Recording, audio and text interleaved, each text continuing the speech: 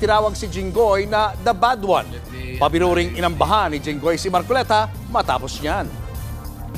Senator J.B. Ejercito, the good one. Senator Jinggoy Estrada, the bad one, came at 9:09.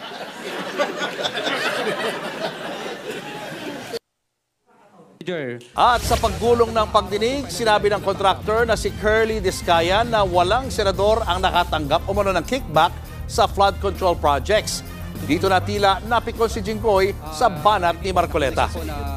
Sir Discaya, sa dami-dami mong binanggit na pangalan na kongresista, isa lang tanong ko, Senador, meron ba? Your Honor, wala po. Sigurado ka? Safe ka na.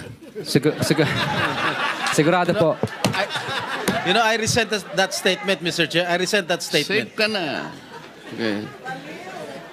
Diba? Alam mo naman, biro lang naman yun. Kahapon, ligtas ka na. Hindi po ito totoo. Si Senator Jinggoy Ejercito Estrada, Senator Joel Villanueva, Yusek Robert Bernardo, at D. Alcantara. Si Senator Jinggoy po ay nagbaba ng 355 million ngayong 2025. Pasin na hindi sagutin ng mga malisyoso, tahasang kasinungalingan at walang basehang mga akusasyon sa akin ni Bryce Hernandez. Hindi ako papayag na makaladkad ang aking pangalan sa mga pahayag na katang-isip at gawa-gawang salaysay.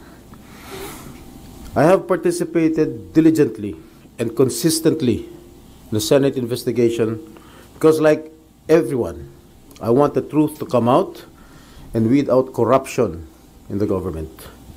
And I am confident that I have not committed any illegal act. If Mr. Hernandez truly stands by his allegations, I challenge him right now to take a lie detector test with me. Let us settle this once and for all and show the public who is telling the truth.